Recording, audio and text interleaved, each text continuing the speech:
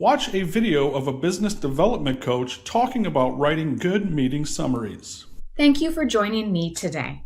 I will be talking about an important part of business meetings that is often overlooked, but is highly important when striving to reach peak efficiency. Participating in multiple meetings per week can make it difficult to remember the discussions and decisions that are made. Even though one of the team members may be assigned to take meeting minutes, it's still a good idea to take your own notes and write your own meeting summaries that you can compare to the meeting minutes. A meeting summary can also be considered a less formal and more personal version of meeting minutes. It can also be sent as an email to recap or follow up the meeting. It provides a brief overview of the discussions and acts as a reminder of the tasks that have been assigned to different members of the team, along with the deadlines for task completions. The purpose of a meeting summary is to help you and your team members recall important details that were discussed during the meeting.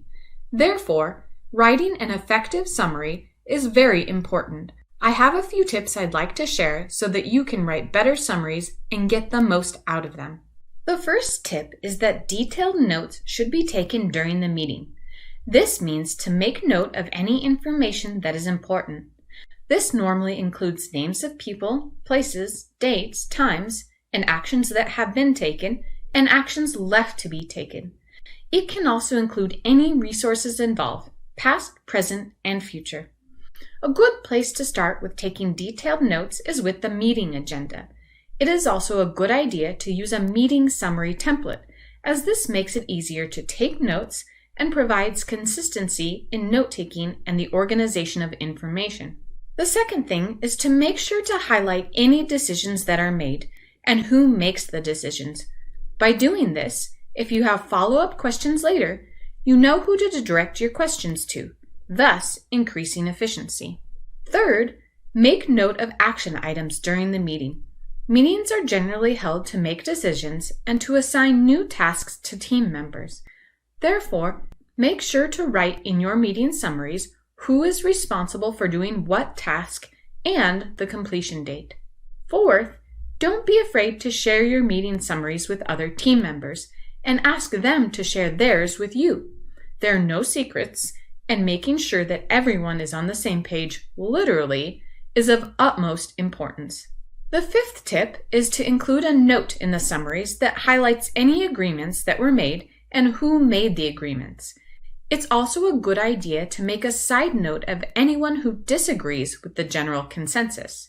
It may be important to revisit any dissension if the results of an agreement don't work out as planned. Perhaps the dissenter had an idea that could be tried.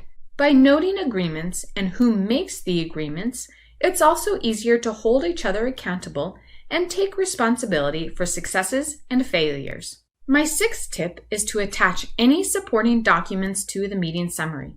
By doing so, you don't have to search for documents that pertain to any decisions, agreements, or action items that have come out of the meeting. Remember that efficiency is your overall objective. Okay, now for tip number 7. This might seem like a given, but I'd be remiss not to include it. Make a note of when the next meeting is going to be. By putting this date on your meeting summary, it will be easier to stay chronologically organized. When you go back and review your summaries, you may want to see the summary for the meeting that followed. So having the date of the next meeting on the summary allows you to look at the next summary without having to fish for it. Finally, use your meeting summaries as a means of clarifying expectations, both for yourself and your team. So, make sure to highlight any expectations on the summary so your team can hold themselves and each other accountable for assigned tasks. If done correctly, meeting summaries are great tools that help everyone on the team become more efficient. If you follow these tips, I guarantee your whole team will benefit. That's all the time we have for today. Thank you for spending this time. See you next time when we'll be talking about another fabulous aspect of business development.